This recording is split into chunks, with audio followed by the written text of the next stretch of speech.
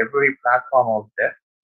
But the idea of this talk is to basically instill a sense of a framework for thinking about social media and how best to use it for whatever we want to achieve.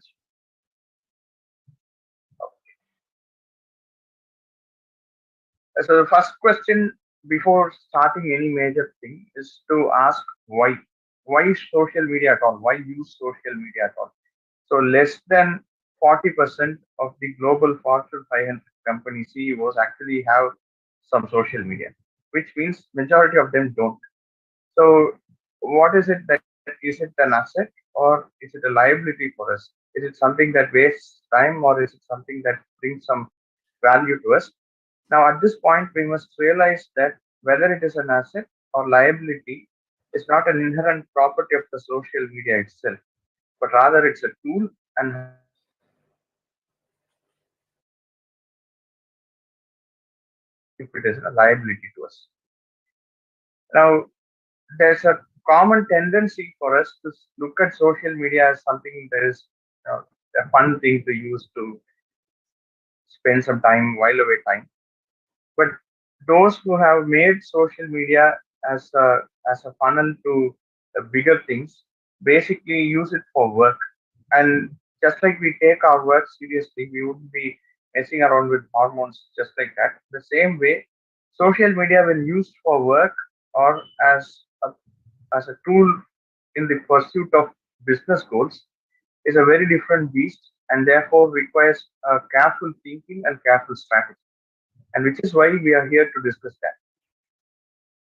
Now, this is the single most important slide in the entire presentation. So I want you to pay some attention for a couple of minutes to this. We'll be repeating it again and again so that you get the idea right. Now, what we want to do is our goals. Then the goals will determine what kind of content we create. The content will be apt for certain kinds of channels. And those channels, whether at the end of the story, we will measure some metrics to see if we are achieving those goals or not. This is how the social media marketing pipeline works, regardless of the channel, whether it is WhatsApp or Facebook or TikTok or LinkedIn or whatever be the thing. All of this will work through the same pipeline. And pushing from one end of the pipeline to another end of the pipeline requires certain resources. The resources can be your time, can be your talent, it can be money, can be manpower, anything. But some resources are needed. Depending on our resources, we'll be moving from one segment to next: goals, content, channel, and measures. Now, goals are things that we want to achieve. And in order to achieve something, we must at least know what we want to achieve. Therefore, a goal needs to have certain principles behind it, and those are encapsulated in the form of SMART. And there is the primary reason why we use social media. That's what goals are. Some of these goals would need to be refined, but these are usual starting points for why a doctor might use social media. One is to humanize your web presence. That makes you more likable, more approachable to patients or friends or whatever. That's the humanizing your web presence one. That's the overarching goal for many doctors. Second is to create a funnel for leads.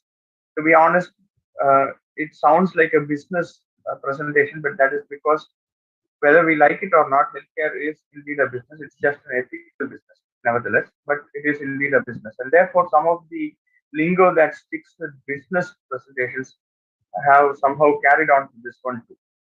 The third is thought leadership, whether people look up to you for leadership or not. That can be developed by strategic social media presence. The fourth is personal branding. What comes to mind when people think of when they look at your social media profile or in general as a person, what one word comes to their mind? That's called personal branding.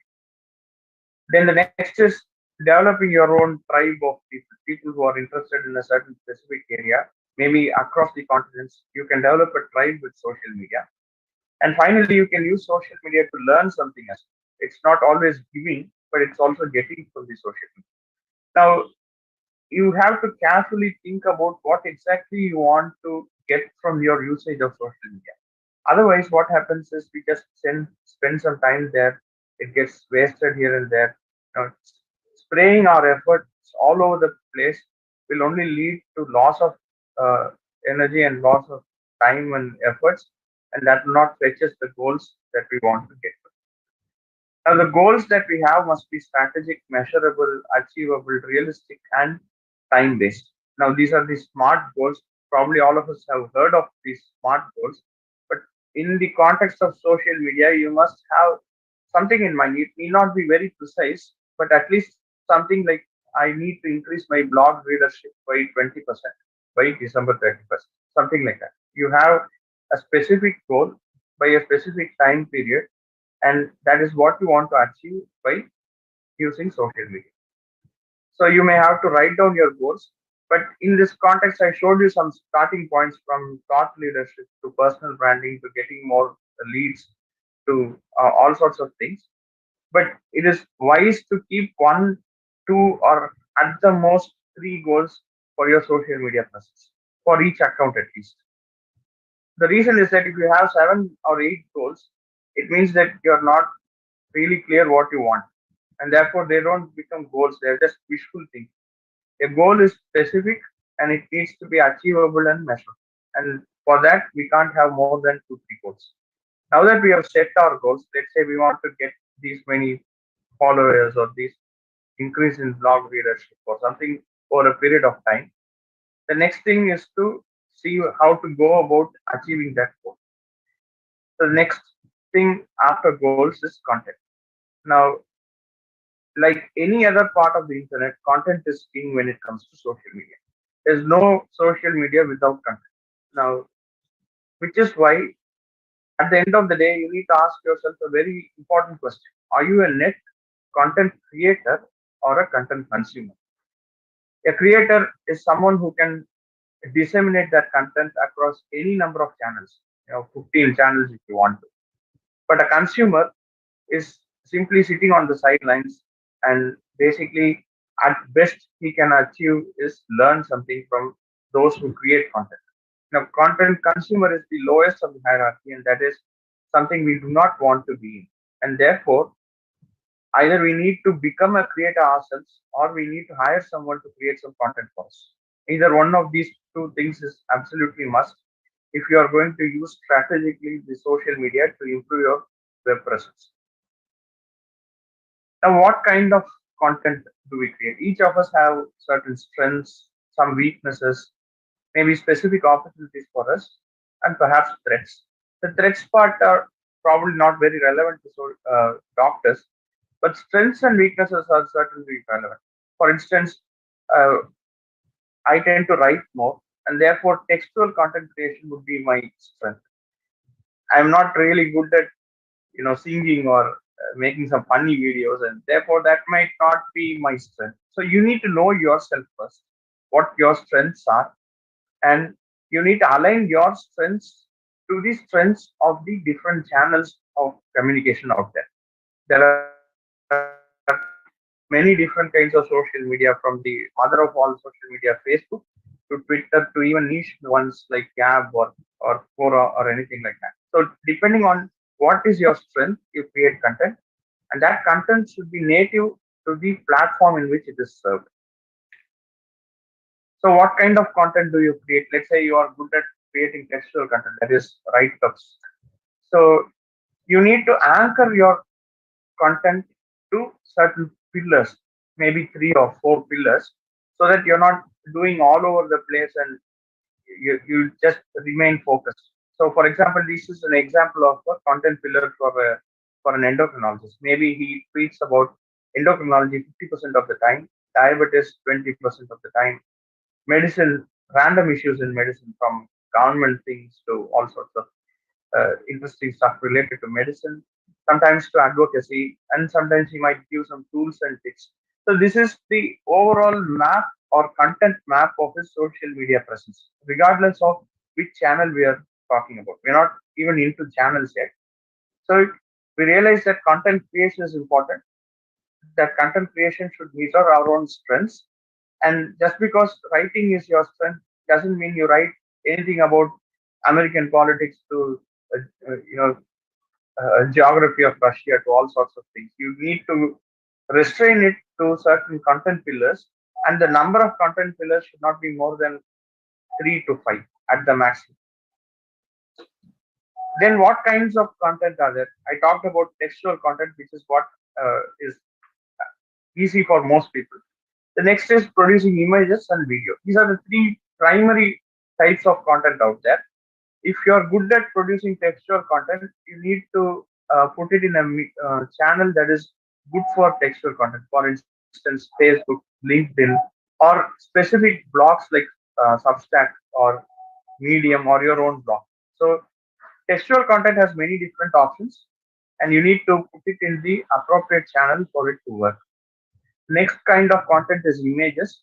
It can be some cheesy images of your family or friends, but those are not the things that we are talking about. What we are talking about are images that are designed to basically enhance the chances that you achieve whatever goal you have set to achieve. Maybe you want to make your clinic famous in the area. So that is the kind of image that we are talking about. Creating that kind of image is much more difficult than simply clicking a selfie of you with your friends. So that is the kind of image that we are talking about. One common image channel is Instagram. Videos are the mother of all content because they engage so many senses. It's easy to watch and they have the highest engagement, but they're also the most difficult kind of content to create. So you can you know stream those images in YouTube, Instagram, or Facebook, or any of these profiles. But ideal channels would be useful, YouTube and Instagram. The idea behind separating out these content types is to ensure that the content must be native to the channel. So what people want to do in a channel, it should align with the content that you create. Nobody comes to LinkedIn to watch cat videos. So therefore, LinkedIn is a sort of sober, very serious platform. And if you go there and make some funny videos, it may not really click well. Similarly, Instagram has a vibe of its own. Same with Facebook and so on. So the content that we create must be channel native. There are plenty of resources out there. Textual content, you need to create it yourself. There's no point in simply copy pasting or sharing other people's content. That way, you do not develop a personal brand or for your clinic or hospital. Images, many stock images platforms are out there. With little bit of tweaking, you will be able to brand your content onto that image layer. So Canva, FreePic, and Pixart are some of the common platforms that are useful for creating image related content. Again, video content, basically you need to create it yourself or let some professionals do it for you. But ultimately, you need to use certain resources to create each of these content. So once you create a content, that's not, you don't simply go and see the platform alone, but you're also very concerned about what kind of audience you want to reach. If you want to reach 30 to 50-year-old males, the kind of content you create would be very different from trying to reach 15-year-old girls. So, audience persona, you don't need to formally write down a piece of paper, but at least in your mind, you need to have this is the content I am creating, this is the channel I am feeding it to, and this is the audience that I want to reach. Once you are clear in your mind, only then you sit up and write your first word. Otherwise, what happens is it's it's just a little mushy and it's not really focused enough. So who are you trying to reach? Now the next question is, if you want to catch the fish, obviously you should go where the fish are. There's no point in putting uh, the hook in some random place. You need to know where the fish are. So different kinds of social media have different kinds of users. Instagram is famous with mostly teen to youngish crowd who are hit. LinkedIn is more with the recruiters and professionals. Facebook is for literally everyone, but again, there's lots of people out there, so different kinds of content will be there. So, who are you trying to reach? And depending on that, you need to choose the channel. And we have talked about resources, different ways to create content, but you should also have some budget if you are doing it on a professional basis. for content creation, dissemination through these various channels. Sometimes you can run paid ads or things like that, and you can use tools to create or monitor the content or pay people who do that for you. So this is a budget that you might have in mind. It does not matter if you have a zero budget. So I don't do any budgeted content, but if you're doing it on a large scale, this is something you might need to think about. What kind of resources you have and how you use those resources. It doesn't matter if you have zero budget. There is basically a strategy for every budget out there. And then once you create the content, you are now interested in seeding the content. The whole point of having a network is that you're trying to reach someone that you do not know. If you are going to only send it to your wife or your girlfriend or you know, whatever, some person that is known to you, you don't need a social media at all. You can simply email them or put it in some WhatsApp group. The idea of a hashtag is to reach people who would otherwise not be able to see your content because they don't know you, but they know the thing that they are searching for, which is the hashtag. And hashtags have also been used to create a tribe of people who are basically interested in specific things, like, for example, Alzheimer's disease. So, patients with Alzheimer's disease, doctors who are treating Alzheimer's disease would also be using hashtags related to that. And by that, you will be able to, meet new people, even form collaborations with them. But at the end of the day, there's a lot of uh, people who overdo the hashtags, hashtag X, hashtag Y, hashtag Z, and so on and so forth. It becomes a kind of hashtag vomit. That whole content thing looks like a hashtag vomit. Don't do hashtag vomit. Don't overdo it. Just put a few, one or maybe 3 to 5 hashtags, so that you don't look like simply craving for attention. Right now, we till now whatever we have talked about basically is simply marketing at the end of the day. And awareness is whatever kind of awareness that you create is at the end of the day a marketing campaign that is skirt that is used to skirt around the rules of NMC or MCA that says doctors shouldn't be marketing themselves. That is a different kind of thinking, whether you philosophically agree with it or not. Awareness things are basically ads, and whatever kind of ads that you want to create will be created as an awareness. Once you have a content, have the audience right, and then everything is created, you need to think about frequency of the seeding of the content. So maybe you want to post every week or every 3 days. So it should be fixed in your mind, and that it should not be too infrequent also. If you post once a month, because the platform itself is crowded, there's no chance of traction if you're posting any less frequently than once a week. So most posts should be planned, and you might even use an editorial calendar such as this. So this is an example of an editorial calendar. I will post this kind of content on Facebook on this Monday and on Wednesday, something like that. You could even devote 2 hours of your time per week for social media marketing, whatever you're doing, right? You can automate the process with many different apps. Buffer is the most famous of these. Our own Indian Zoho Social is there. That is again an Indian app which automates the editorial calendar from content to the audience. So there are many different apps out there. You can just googling it will give you an option. And finally, once you have created the content and then seeded it through different channels from Facebook to Twitter to LinkedIn, you need to have certain measures of how well your content is doing. For instance, this is the Twitter analytics page I took yesterday, simply a screenshot of my Twitter analytics page. It turns out that the tweets have reached 411,000 people in the last 28 days. That is the actual reach of social media. You could reach 4 lakh people even when you are creating relatively minimum content over a period of 3 days. I don't use any professionals. I don't even buy any software to do this. It's simple with average phone. That's all. So this is the power of social media. You'll be able to reach a lot of people in a very short period of time.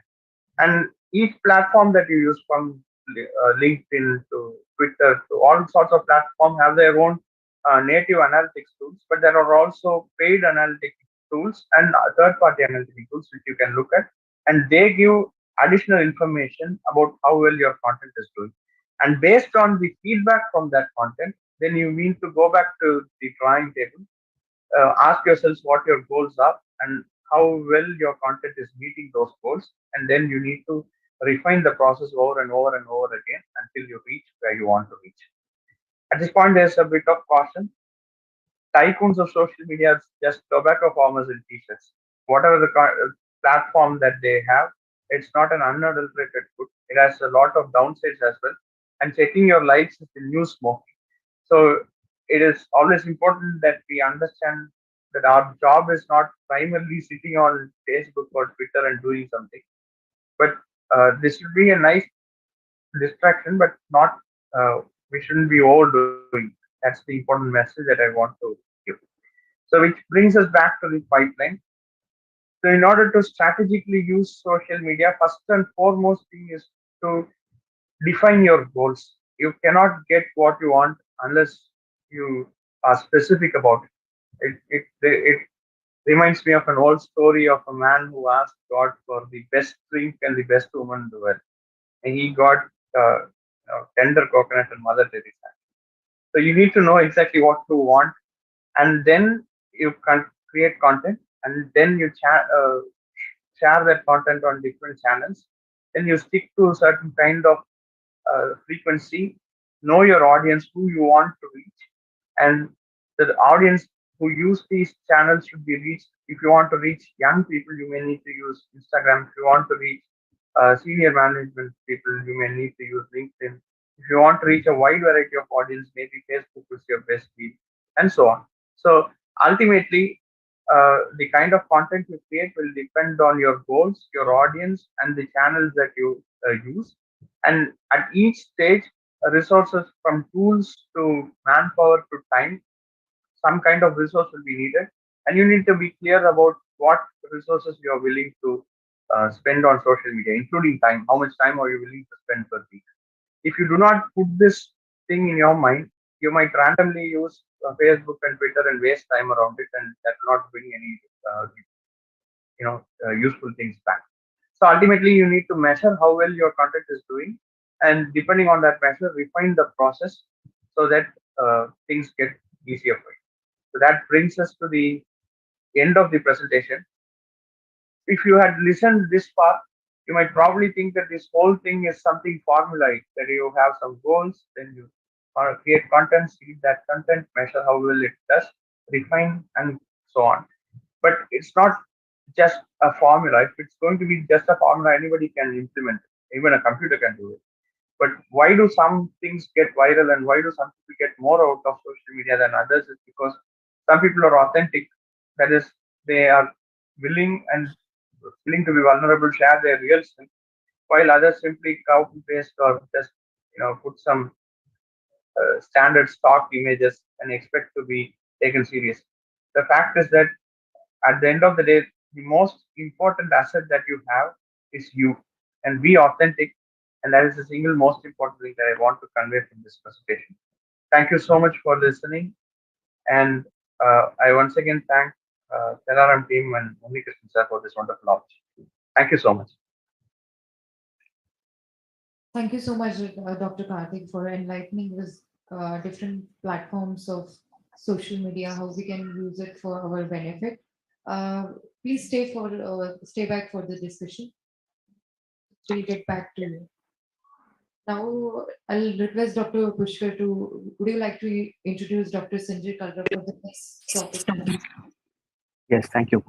It's an honor and privilege for me to introduce Dr. Sanjay Kalra for an important topic of the power of networking explained.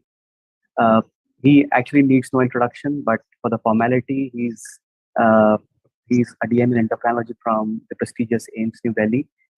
He's consulted at Bharti Hospital, Karnal. He's the president of the Endocrine Society of India. He's the vice president of the South Asian Federation of Endocrine Societies. He's a education editor for the International Society of Endocrinology, and he's the section editor for the Endocrinology API textbook of medicine. It's going to be my curiosity to hear and listen to Dr. Kaldra uh, on the important topic of power of networking explained. Welcome, Dr. Kaldra. friends. It's a great feeling for me, a very pleasant feeling actually, to be able to network with you today. And while we take this opportunity to network with each other, professionals from across the country, across the globe, let's spend a few minutes talking about the beauty of networking. Now, the beauty of networking is that it is natural. And this ancient Indian wisdom tells us that 1 plus 1 is not equal to 2, it is equal to 11. And that is how networking grows naturally. It grows with compounded interest, even more than that. Once you begin networking, you begin to enjoy the beauties of this phenomenon and you begin to grow from strength to strength. Many of us will say, this talk is not for me. I am an introvert. I do not like networking. Then I would humbly like to submit, no one can be a greater introvert than me. And there's nothing wrong in being an introvert or in being an extrovert. Irrespective of what kind of brain, what kind of cognition, what kind of psychology you bring to this world, you are part of a network. You are part of a network of Homo sapiens sapiens. It comes naturally to you. So, irrespective of what kind of background we are from, what kind of processes we follow, what kind of phases we are going through in life, this is the topic for you. This is the most important 15 or 20 minutes for you in the Chelaram Diabetes Institute uh, conference. Why is networking important? Networking is important. And even when you look at the human body, you see that networks are in place. The networks can be neurological. We'll talk about them sometime later. They can be exocrine. The pancreas, for example, secreting its glandular secretions so that digestion occurs. That's exocrine. But beyond that, we have the real networking of the body, and that comes from the endocrine system. Some networks are autocrine, limited to the cell itself. They do have their role in life, but offhand now, can you think of any autocrine glands? Can you think of any autocrine hormones? Yes, but you would have to think for a few minutes. So if you remain limited to yourself, you will certainly become a strong individual, but your relevance, the meaningfulness of life will be limited to you. Let's move one step ahead. And we have paracrine glands. Now, paracrine means that you have a glandular substance which influences the cells nearby. More meaning to the life of that cell. More meaning to the life of the cells that surround it. So if we are a paracrine individual, that means, of course, we will take care of ourselves. Maybe we'll take care of our family, our close friends, and our influence, our circle of influence will be limited to them, to family and friends. That's good. But we are in an endocrine conference today, in a diabetes conference. So what does the endocrine system do? Small glands, some weighing milligrams, some weighing even less than that. Some of the heaviest glands in the body would be maybe the thyroid at 25 grams. But see the weight of the punch that they pack. Tiny glands like the hypothalamus, the pituitary, the adrenal, the beta cells, all weighing just half to 1 to 2 to 4 grams. They are able to influence the entire human body, the entire 100 kg.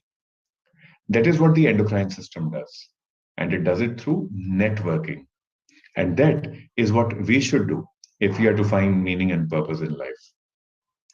I am just a mere individual, but if I become part of a network, then I can influence, I can help the lives of so many people around me. That is the beauty of networking. If we accept that, then let's think more about endocrinology. How do the endocrine hormones, how do the hormones interact with each other? How do they network? Now, usually there is negative feedback.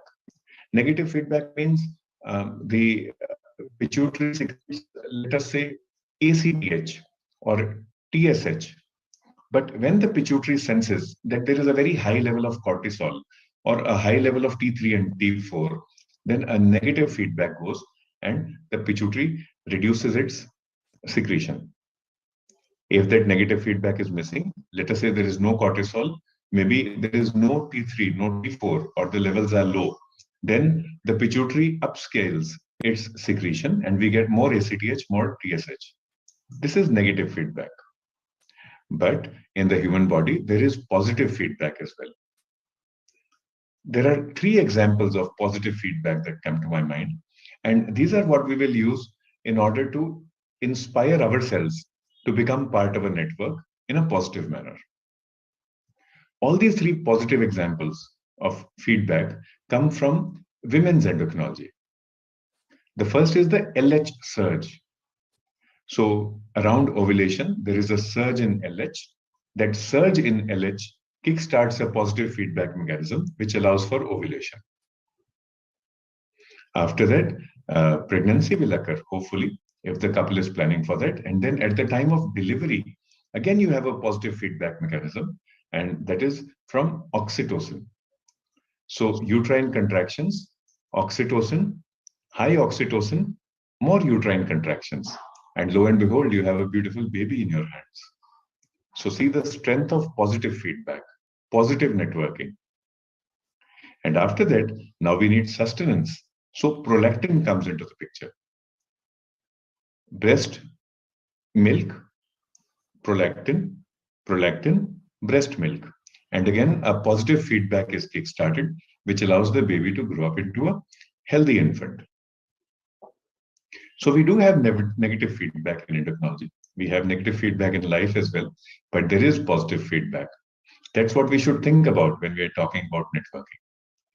And then we also have lateral feedback. Lateral feedback, let's take examples from endocrinology. And maybe TSH and HCG, human chorionic gonadotropin, both having a similar kind of a crosstalk, similar kind of an effect in the body during pregnancy. That's lateral feedback for you. There are also lateral communications in neurology in the brain. So now we see feedback is quite complex. You have negative, you have positive, and you have lateral examples. Similarly, networking too will be complex. And when you want to network, you may want to network with your peers or professionals, with professionals from other subjects, other disciplines. You may want to network with your patients specifically or with the public at large. It might be your desire to network just with pharma or with policymakers and politicians. So it is a complex field. And before we wade into it, we must know why we want to network. Even before we want to know why we wish to network, we should know the history of networking. Now look at mankind, how we have evolved. Maybe thousands of years ago, there would be one single person and he would have a network of 3 or 4 people. So one tiny network here. In the neighboring village, there was another network. So you had 2 networks. They were not able to communicate with each other. Then one fine day, a very brave traveler decided to make his way to the next village. And so they became connected by that single traveler. Today, communication is so easy, face-to-face as well as online. So now you have so many people all across the world, but all are able to communicate with each other. So you have a jigsaw of communication. You might wish to get confused by it, but why so? Why don't we take advantage of this strength? And why don't we begin networking? But if you were to wade into this maelstrom or this confusion of networking, you may get lost. So the first request to all of us would be, we should know why we want to network. At different times of your professional life, you may have different reasons for networking.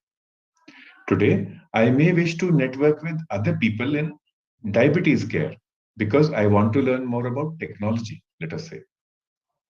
Then I may realize I've learned about technology. Technology is talking about diabetic retinopathy and artificial intelligence, but I want to learn more. So let me reach out to an ophthalmologist, maybe to an expert from artificial intelligence or information technology. That is my need today, so I will network with these people. It is also possible that I feel I know all there is to know about artificial intelligence and about diabetic retinopathy screening. So let me spread this message with to my patients. And why only to my patients? Why not to the public at large? So then I will begin networking in that manner. I then may feel I have a beautiful product in my hand. I want to tell everybody about diabetic retinopathy and artificial intelligence. But I need help. I need to reach out to more people. So let me seek assistance from people in pharma, people in the industry. That's fine. So I will do that. And then if I feel that I'm on such a strong wicket, and by the way, cheers to our under 19 team for having won the World Cup, under 19 World Cup. If I'm on a strong wicket, then I may want to reach out to politicians and policymakers to make diabetic retinopathy screening a part and parcel of all our national healthcare programs. So depending upon my need, depending upon my wish, my preference, I will network with a particular group in society. And I can also choose to network with all of them at the same time. But I should network because even Vidur in the Mahabharata said that plants that grow in parks and princes who live in palaces are doomed with a capital D, doomed to stunted growth. So if you feel that you've done all the networking there is to do, you are king of your clinic, that is fine, that is correct, and we wish you all the best. You feel that you are prince of your nursing home, that is also correct, and again we wish you all the best. You feel that you are the most popular, the most well-known doctor in your city, in your district, in your state, that is also fine. But why don't we grow one step further? If we actually have goodness in ourselves, why do we not spread the good word? And how will we spread the good word? That will be through a network. So if as plants we come out of our parks and as princes we come out of our palaces, then that is real growth for us. The Hindi equivalent doesn't sound all that nice, and that is actually, if we translate into English, that is the well in the frog in the well. So if you don't network, you end up being like the frog in the well. That is the only life that you will see. But there is so much of life beyond that well. So don't be like a Kuenka Mendak. Try to be like a prince who comes out of his palace and then conquers the entire world. Is this easy to do? I would not say so. It is actually tough, especially if you happen to be a bit shy, if you happen to be a slight introvert. But if you have this aim in your mind that you really want to network and you want to network for a cause, for a purpose, for meaning, then you will be able to do it. Why not start with our class groups, your alumni class groups? Maybe local organizations like the Rotary Club or Women's Club. Join a professional organization like Endocrine Society of India, RSSDI, Association of Physicians of India. Once you join them, find out if you have a state chapter. You can join international organizations as well. And go to social media. Go to LinkedIn, go to Twitter, go to Facebook. See if there are people who share the same interests as you, the same concerns as you, and reach out to them. The beginning is tough, but well begun is half done, and you will actually be able to manage. Even Rome was not built in a day. And one by one,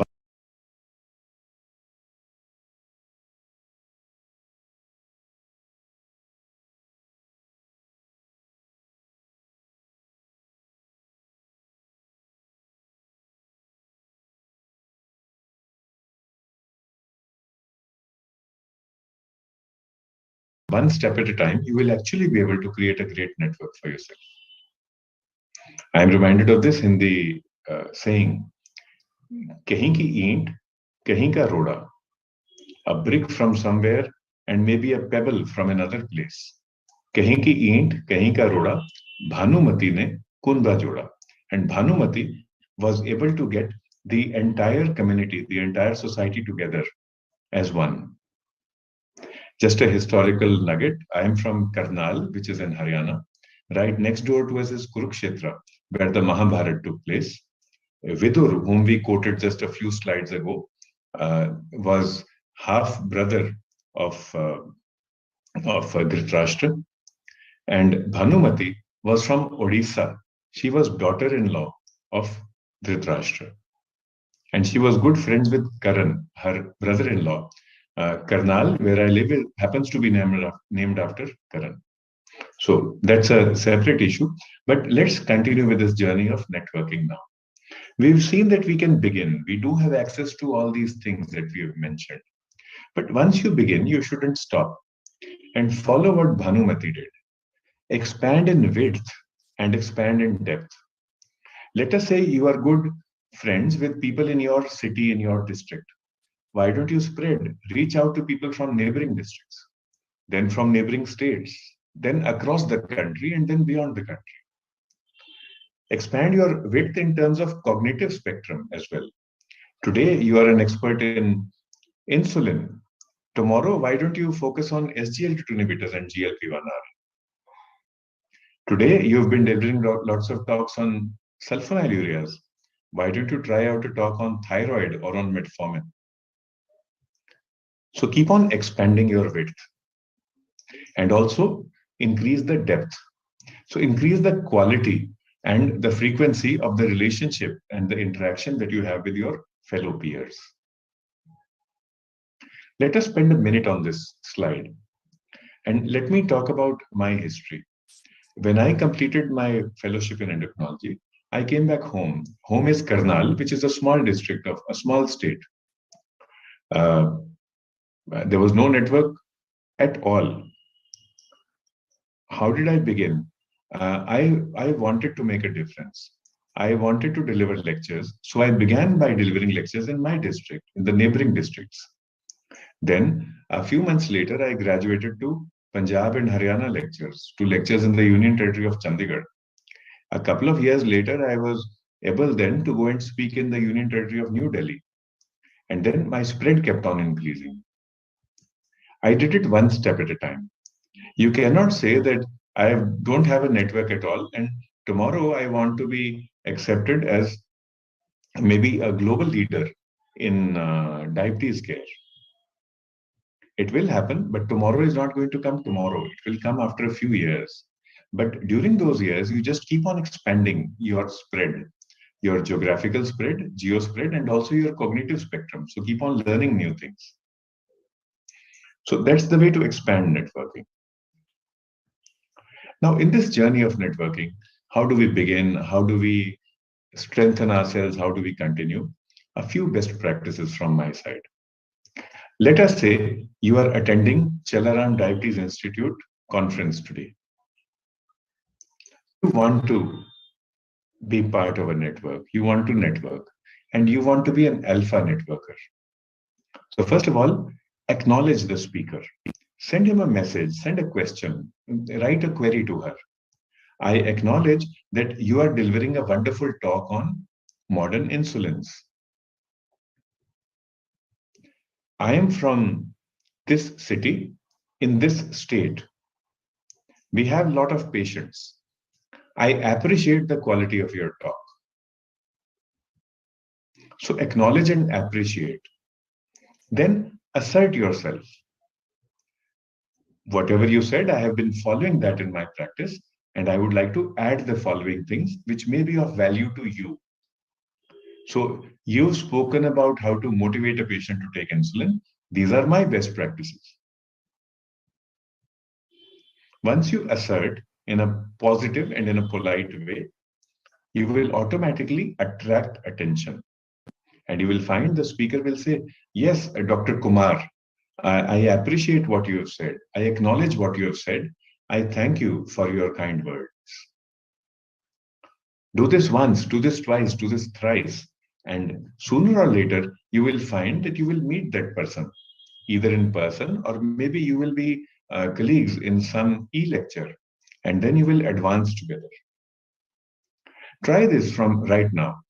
And then you will see that you will become a great advocate for networking. This is what I have done in my career. I have used my patients as endocrine evangelists. The kind of patients who talk a lot in the OPD, who ask a lot of questions. Sometimes I get irritated, but then I suppress that irritation and I say, thank you, madam, for asking all these questions. It shows how concerned you are about health. This is what we have to share with you. Insulin is a good drug. HbA1c7 must be achieved. You must get a thyroid test done every year. Why don't you spread the good word? So whenever you're speaking with your friends, do tell them about this. They will be grateful to you for having helped them in their health. And automatically they become evangelists or ambassadors for my practice. Another best practice, I was lucky enough in the initial part of my career to tie up with my peer group, Dr. Unikrishnan from Pune, Professor Rakesh Sahay from Hyderabad, Professor Ganpati Bantwal from Bangalore, Dr. Manas Barua from Guwahati, and Dr. Matthew John from Trivandrum. All of India in one tiny group that we called PEER, Partners for Excellence in Endocrine Research. And all of us have grown together in our professional and personal journey. This led to the creation of SAFI's, South Asian Federation of Endocrine Societies. SAFI's is a very strong and vibrant society today. But how did it come into being 10 years ago? Kahin ki eent, kahin ka roda, Bhanumati ne kunba joda, and that is how we all got together. Now we are 8 countries strong. SPEED is a Delhi-based organization led currently by Dr. Sameer Agarwal from Rohtak, and the earlier president was Dr. Saptarshi Bhattacharya from New Delhi. They have been able to create a very meaningful impact in endocrine education, not only in North, but across India. Another best practice I would like to share is offering value to pharma. Instead of always demanding and asking for things, why don't you offer value? And you will find that you will be welcomed into every network. Whatever value you can give in terms of prescription, that's fine, but that is just going to be a paracrine effect. If you really want to add value, go beyond prescription. Prescription is paracrine. Education is endocrine. Share your education with everyone.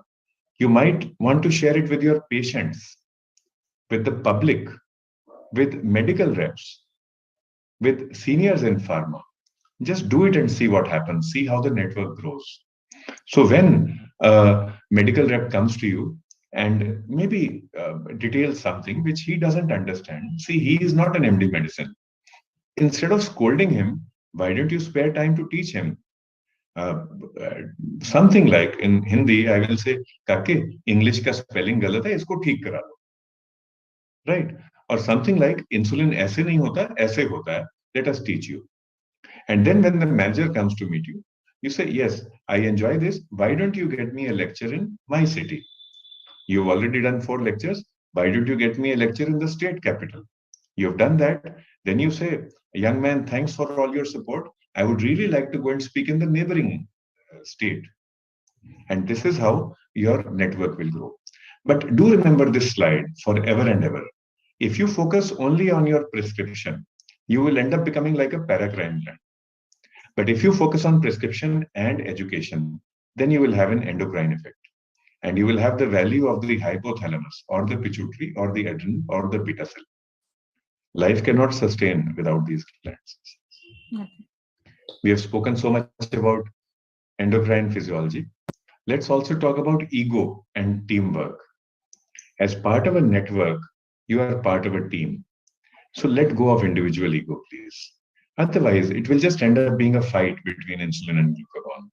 Learn how to de-stress the islet of Langerhans in Sorry to diabetes interrupt. care and learn how to de-stress Actually, we are yourself and your ego. overshooting. Hello. Okay. So sorry to interrupt. Actually, we were overshooting the time. So we can go ahead with our next live session. Dr. Khaire, would you like to introduce the speaker? Yes. The third important topic today that we want to experience is the application of technology in daily diabetology. And to speak on this, we have Dr. Ameya Joshi, who's an endocrinologist, adult as well as pediatric, and a diabetologist working in the western and north of Mumbai. He's done his post-graduation from the Grand Medical College, worked as an assistant professor at the Tupelo National Medical College. He's taken special training in the advanced diabetes management at Belgium. Apart from that, he's also has a special interest in thyroid disorders, metabolic bone disease, endocrine tumors, and reproductive endocrinology. He has been instrumental in establishing successfully running the endocrinology and diabetology clinic at the Bhakti Vedanta Hospital at Mira Road. So I welcome Dr. Ameya Joshi to speak on an interesting topic of the use of technology in the daily diabetes management. Yeah, thank you, Dr. Khaire. Am I audible to you? Yes, Dr. Joshi. Welcome, Ameya. Thank you, sir. Thank you for inviting me for this wonderful program, which continues to set new benchmarks every year. And I hope next time you will feel free to invite me to Pune. Yes. Next 15 to 20 minutes, I will be taking you through applying technology in daily diabetology. Let me tell you that nobody has escaped technology. And technology is a vast thing. You can have a separate workshop on that. But I must tell you that I'll try to stick to what I have done, I have used, and what may be useful to some. Rest, there is a lot of technology like YouTube and you can learn.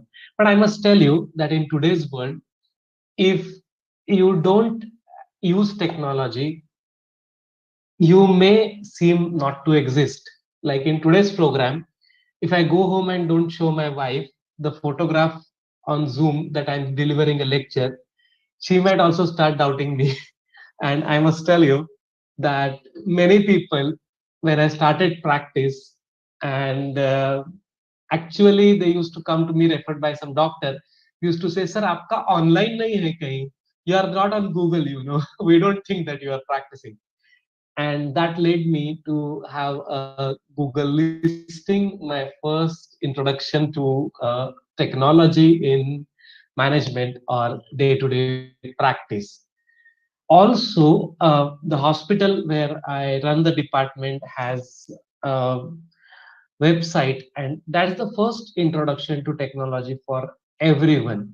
Make your listing. There are something called as SEOs who optimize your listing and help you be found easily, which helps you get patients, but also helps your patients who are planning to see you locate where you are, maybe at times how you are, and essentially what you do in your day-to-day practice is attend patients.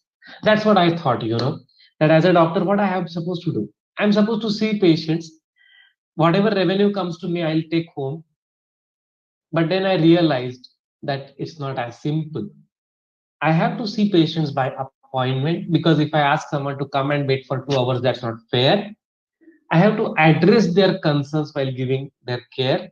I have to maintain their records. I must tell you, if you are just kicking out patient and writing a prescription, that's not right, because you may be called sometime. And obviously, if you want to be good, you have to keep on improvising. What's easy is actually an access to softwares. There are many free softwares also. And if you don't want to buy, just give your secretary an Excel sheet, because tomorrow, even your municipal corporation, if it lands up in your clinic, or if an income tax person lands in your clinic, they will want to know how many patients you are seeing, what you have charged them. It's a rule to maintain a list. However, if you want to go a step ahead, and many times patients will say that your receptionist is not giving me appointments. There are many who just want to crib also that, okay, she's rude, she's whatever. You tell them to call an IVRS. An IVRS is a machine. They can't argue. If they argue, the machine doesn't get angry. She just tell them this is an appointment available. If you want, you take. If you don't want, just switch off the call, and maybe whatever repercussions you have to bear. But to ease out, a lot of patients now like to take what is called as automated appointments. So this is an automation portal of the hospital where I work, and you just click on the time slot. choose the slot, make the payment, and I myself encourage my patients to book their appointment a month in advance. So at times it is better to adapt to life, and patients do appreciate. For emergency, there is emergency department. Doctor's appointments are full for a month, so okay, we'll book it in advance. But at least we know what to do, and it's at times good to be honest. And yeah, if you are starting a practice new, many patients don't like physical interaction on a call with the receptionist, but are very, very happy to book it online, and they appreciate that. As I spoke about IVRS, I must take you through an interesting phenomenon called as chatbot.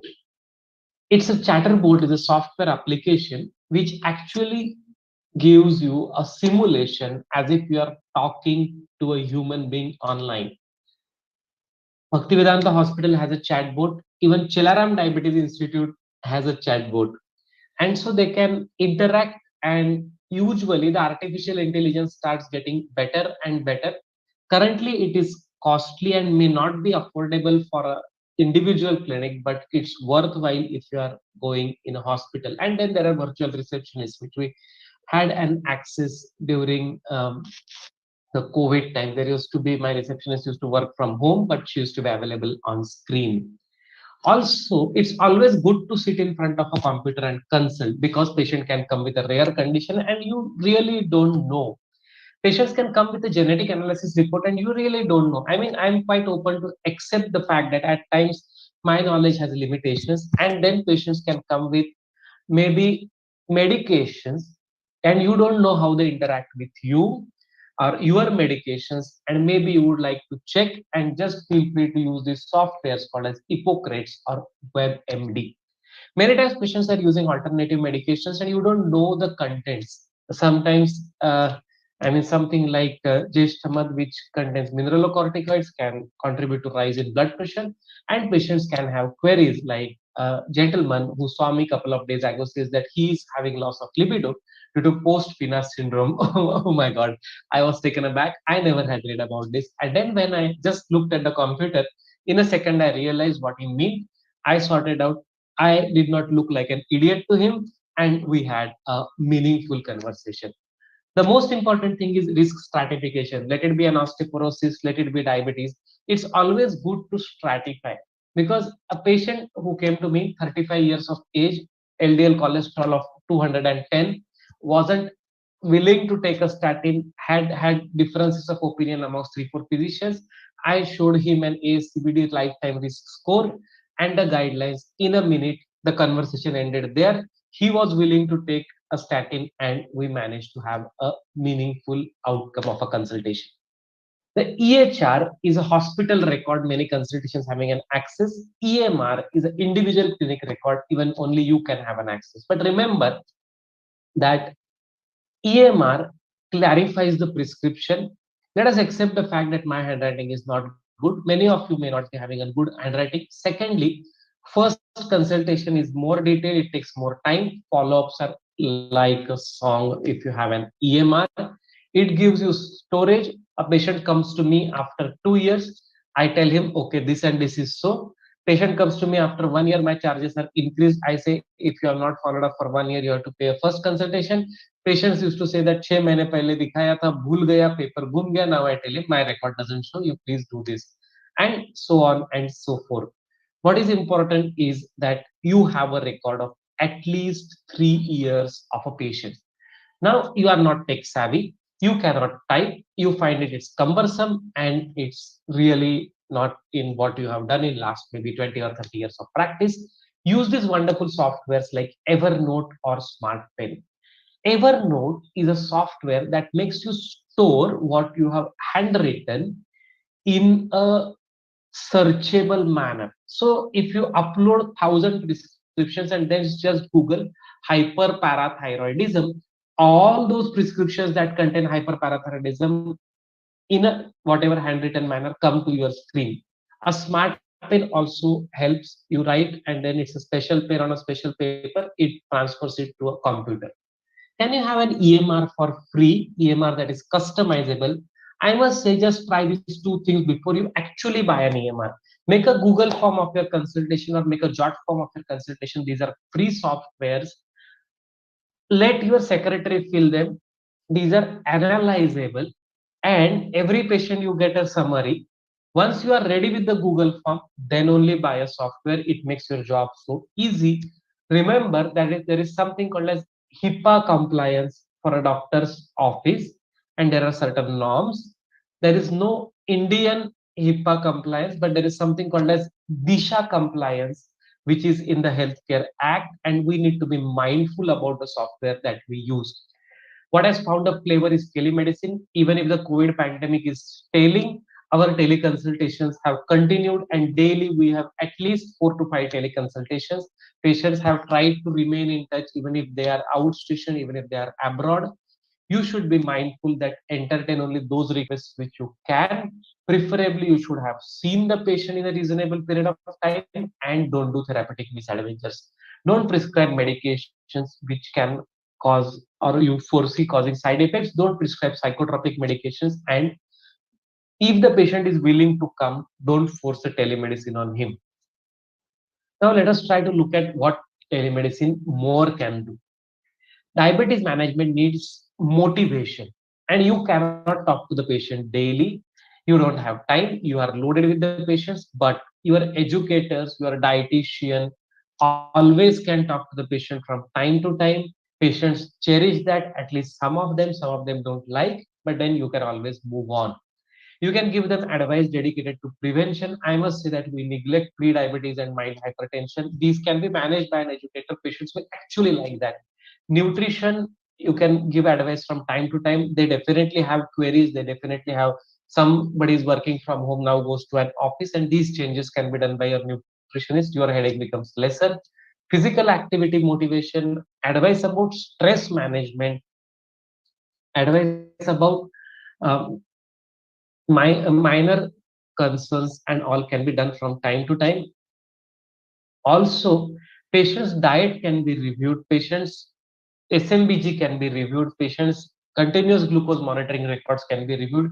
Make sure that if you are a private practitioner and putting your brain into it, please put charges on that so that patients don't take you for a ride. But I must tell you, if you are actually streamlined, if you put a value on your services, you can actually deliver better, and you can see a meaningful glucose reduction as seen by this particular study. That no medication, only telemedicine. No medicine, only virtual contact can lower your HbA1c as much as one OHA can do. Also, there have been titration algorithms, and one of the main cornerstone is insulinization. And if you give insulin, you have to motivate the patient. If you motivate the patient for insulin, the worst outcome is the patient coming back with a poor glucose control. Common fact which happens because of lack of titration of insulin. And this titration, whether it is basal or bolus, excellent apps are available. You can do it online. Your secretary can do it online. And if you are looking for investment ideas, just try to look at digital therapeutics. It's a small field, it continues to grow, and you can actually use it in your practice, but also invest in these companies. There are a lot of applications who are now using artificial intelligence, analyzing patients' behavior, giving him a more accurate advice, also analyzing what has happened. And now the whole focus of medical research is at one end creating the data, like so many patients' behavior, so many genes, but analyzing the data so as a personalized advice can be given. Similarly, predicting what the patient can do in over a period of time, predicting whether the patient will respond to this particular medication or not by analyzing the patient's behavior, patient's phenotype, patient's other aspects can actually help you out. And these applications can help the patient have an HbA1c reduction. Wealthy, fitter fly are common applications which my patients are using from time to time, and it gives them a good result. There are many fields beyond diabetes, obesity, all chronic diseases, and even COVID to a great extent. We saw the power of digital therapeutics, and I think all the medical fraternity did a wonderful job. What we also did in this COVID pandemic was to create our YouTube channel. You don't have time to explain everything. Diabetes education needs at least 2 to 3 hours. We made a YouTube channel, some videos, how to check sugar, how to take insulin, how to care of hypoglycemia, and more importantly, our patients themselves gave us exercise videos and we posted them. And most of the times the patient had a question, sir, what should I exercise? And it was a wonderful thing. This is the video, you look at it, scan a QR code in the clinic, and they used to really enjoy that. Moving ahead, we can have technologies which help monitor glucose and which help in the gentle device helps you in pricking at random places. Salivary glucose monitors, we are going to see them soon, and ketone monitors are there. Patients, the commonest thing that a patient miss are retina examination, and we have seen in a study from the United Kingdom that this actually does better than a ophthalmologist referral. Many times non-mydriatic fundus camera office hour examination, not only it gives you more revenue but also eases out. Just recommend fundus examination to 100 patients, I am sure 50 patients are not going to come and get it done. It's always better to have point of care analyzers, I must say, can be debatable. Sometimes their reports are unreliable also, but a good number of times they are handy. And at least for tests like HbA1c, lipid profile, CRP, microalbumin, they come very, very handy. These are a good number of smart instruments, so can say real-time monitoring, home monitoring, all of them can help.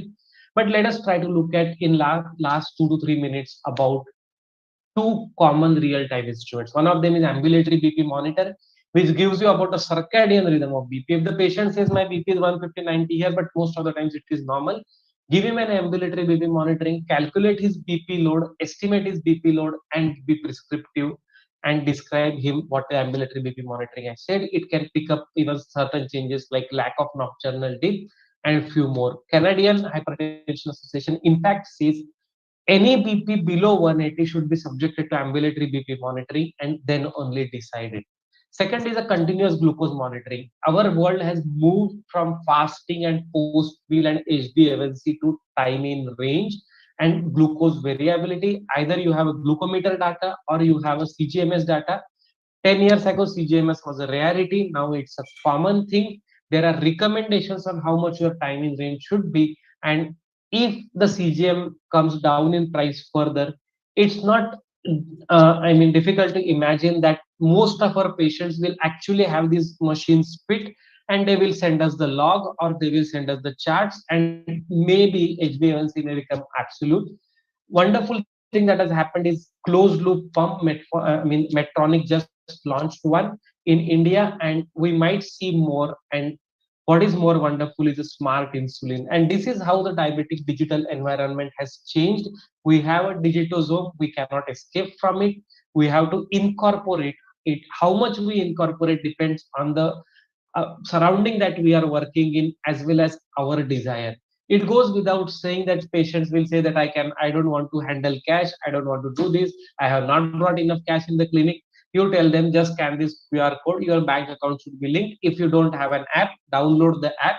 I i will always be comfortable if you make a payment in the clinic. You can save a lot of time, energy. You don't really need to give the 2% that you have to pay for the credit card vending machine, and the amount directly goes to your account. And nowadays you don't really need that Paytm person should pay to Paytm or Google Pay need to Google Pay. I think I will always suggest looking at the Russian lesson. Always be Indian, always have the Indian payment interface, that is the beam marketing. I would always advocate that.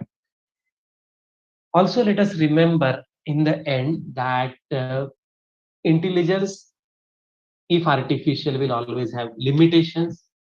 Computer does not have compassion. Medical fraternity will always remain, continue to evolve, maybe evolve ahead of computer and will feed the computer to become better. It will not substitute the clinical acumen that people like Unni sir or Dr. Kalra sir have, or the ability to counsel the person right. And that's why many fields may experience artificial intelligence taking over, but probably medical fraternity will continue to have the empathy which the computer can never give. The possibilities are unlimited. We have lot of things like precision medicine, handmade treatment. Maybe 10 years down the line, the guidelines will say that this patient gets this patient gets this patient gets this. You will have a screen in front of you. You will enter the patient's characteristic. The patient prescription will be automated, and you just have to do some little bit manipulation based on your experience. Remember, your experience doesn't come from artificial thought process. To summarize, no one has escaped technology. The extent of involvement can be individual. Lack of facilities have been to a great extent made up by technology. As I said, I don't have too many people in the clinic, but there is a virtual educator. In COVID, I had a virtual receptionist. At times, my dietitian, if she goes on a leave, I tell her to work virtually. And future of diabetes treatment as well as chronic disease treatment looks very, very exciting. In the conclude, I would like to take you through what Elon Musk once said, that you can literally learn any skill from YouTube. You can become a person of value in a matter of months. Just a few years ago, this wasn't possible. And I am sure that Chilaram Diabetes Institute, this virtual summit will be available on YouTube. And whatever lectures I have missed, I should be able to learn later on or go through later on so that I can make a most of my learning experience. I thank one and all for your patient listening. Thank you. So thank you, Dr. Karthik, Dr. Sanjay Kalra, as well as Dr. Ameya Joshi. I think the sessions are fantastic. And I'm sure Dr. Pushkar Kher, who is our, who's a local tech doctor in Pune, because he's also a physician, internal medicine specialist, and also got a lot of digital interest and is technology inclined. Dr. Pushkar Kher, what did you feel about the meeting? And please take over the discussion. We have about 10 minutes time to take over the discussion. Right, sir. Thank you so much, Unisa, for that introduction. And let me tell you, I mean, having a thought of keeping such a session in this was itself a big and a wonderful decision. And I was always looking forward to be a part of this. Chairing it was a cherry on the top. What I got from the session was a very 360 view of technology, networking, in the whole aspect of clinical management, diabetes management, and endocrinology as such. What Kalra sir mentioned was, of course, why of the networking. And that reminds me of a very interesting study that is still going on at the Harvard, which is called as the longest study on happiness. And they just are studying a bunch of teenagers, and they've been studying their lives and trying to find out one thing that actually keeps somebody healthy, happy, and probably away from diseases. And the one thing that they actually have found is that a person who is good in networking actually survives better with lesser diseases, apart from many other factors which were not that significant. The beautiful thing that I found about Dr. Balachandran's lecture was humanizing a digital presence. I think with the growing practice, what a physician wants is a growing rapport with his patients, and having the digital to leverage that possibility of being able to build rapport with the patient even before they have come to see you. I think that's a wonderful possibility. And of course, Dr. Ameya Joshi, I think, touched upon beautifully many things, right from being a digitally present doctor for as an available doctor for consultations, to the technology which enables education of patients. That was wonderful. Being in this digital space, going further, what I can see Mark Zuckerberg is doing is spreading the message of metaverse. And metaverse is something I think is going to be the near future where communication is going to happen. Use of virtual reality to educate patients in an immersive way is going to be the next fantastic thing that's going to happen. And I think all of us are going to live to see the fantastic effects of it. Thank you very much, Only sir, for this. My question to Dr. Sanjay Kaldra is that, staying in Karnal, you are today the most well-known endocrinologist from India across the world, right from you've built connections in Africa, Middle East, Australia, US, South America. I mean, people in big cities are not able to make that kind of connection. How did you do so in Karnal? I know Karnal is a big city, but even then, it's not like Delhi or Bombay or Calcutta. How did you manage to make such a huge network? And that's always amazed me. And though Dr. Sanjay Kaldra is of course, Dr. Sanjay Kaldra is one of my closest friends. So I have a little bias towards supporting him, but even then, he's the most amazing networker I've seen. Could you share some secrets for everybody? Well, Kanal is not all that big a city. Our population is about 3.5 lakhs now. So 3.5 lakhs, of course, is reasonable by Haryana standards, but not by India standards. I think the trick is in realizing how life is changing.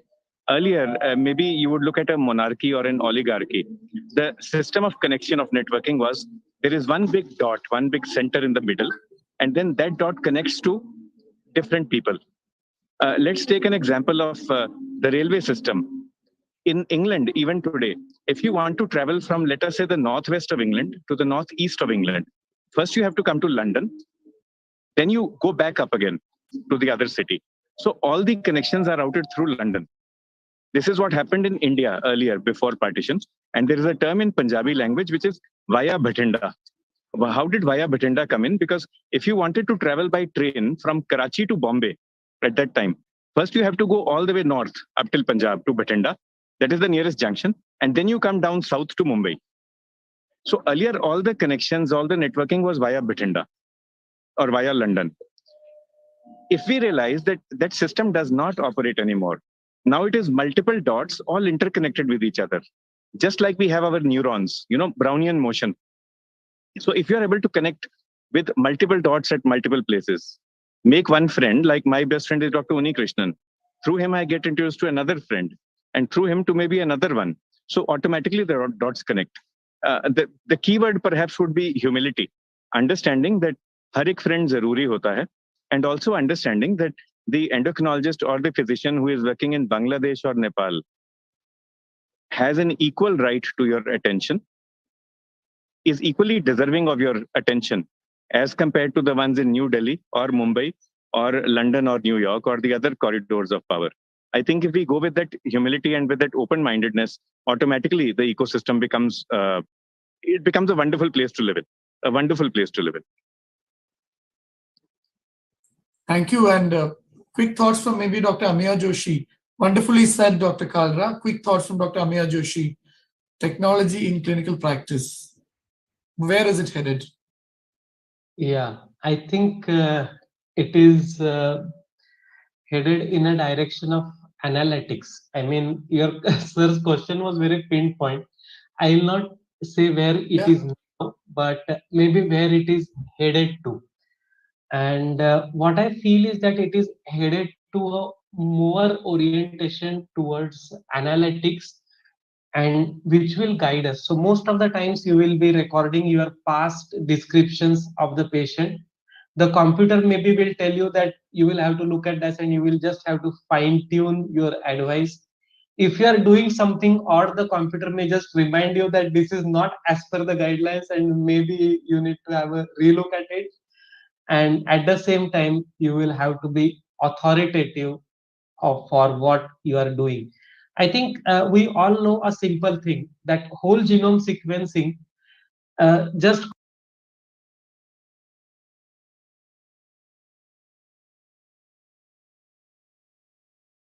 Diabetes Institute, I had an opportunity to interact with few scientists there, and they knew that in next few years, the clinical exome sequencing, which is now 18 to 20,000, will come down to 5,000 odd rupees. And every patient will come with his exome sequence and say that, okay, doctor, in addition to my sugar report, these are my exomes, and let me know what is the best medicine for me, what are my risks. I think analytics and analysis is going to be the future of medicine in next few years, or maybe a decade or so, is what I feel, or at least the feel that I got when I came last time and saw or met few colleagues at ICER. Thank you. And we are running completely out of time, but marvelous lectures by Dr. Karthik, Dr. Kaldra, Dr. Joshi, and of course, our own Dr. Khair, the local tech guru here, and a doctor. And maybe we'll listen to more from another master of innovation, Dr. V. Mohan sir is already here. And Dr. Kulkarni, is Dr. R.B. Kulkarni here? Otherwise, I'd like to take this opportunity to introduce Dr. Mohan. Is Dr. Kulkarni here? Due to some personal reason, he's not able to. That's I've always it's always an honor to introduce Dr. Mohan. because I consider myself an Ekalavya to many Dronas, Dr. Kuchupille in Delhi, Dr. Amrish Mittal, Dr. Mohan, even my friend Dr. Kaldra. So many people, I'm an Ekalavya to so many Dronacharyas, and Dr. Mohan is also one of them. Dr. V. Mohan is unquestionably the leading diabetologist of India, Chairman and Chief of Diabetology at Dr. Mohan's Diabetes Specialty Center, President and Director of the Madras Diabetes Research Foundation, awarded the Padma Shri by Government of India, and also heads India's leading diabetes chain. Has just got the award from the Times of India for that. Congratulations, sir. And he's going to talk about how to make excellence a habit, and he's written a wonderful book about that as well. Like me, he's a big devotee of Satya Sai Baba. And over to you, sir, for your presentation. Thank you, Uni. I'll just get my slides. It's visible, no? Visible and can hear me. Yes, sir. Okay, thank you. Thank you, Uni. And I've been enjoying the talks before this, and congratulations on yet another edition of CDI. It's going from strength to strength. And I'm sure with all the pioneering efforts that you take, you're really putting India and diabetology on the world map. So I'm very proud of the work that you do, and all the rural work and all the social service that you do, apart from all the research. And the program this year has been really, really good. So congratulations. I'd like to congratulate all the other organizing committee people who help you in this. Actually, I think last year also I spoke on the same topic of making excellence a habit. So probably I must break it next year, talk on something else. But Unni was very particular that I talk on this. So for those of you who have heard me before, probably this is the time to switch off and go and get a cup of coffee and relax, and then come back after my talk.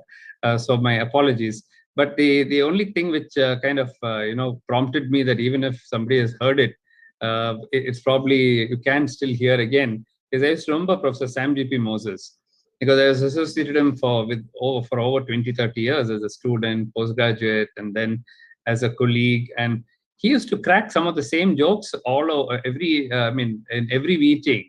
I'm a verbal diarrhea, I'm this, I'm that, and so on. And it was so enjoyable because the way he used to say it was so humorous that we know what's coming, but in the audience, 90% would not have heard him, and they'll be, roaring with laughter. And for us, after hearing him for the 1000th time, we would still enjoy it because the way he puts it was so funny and so nice.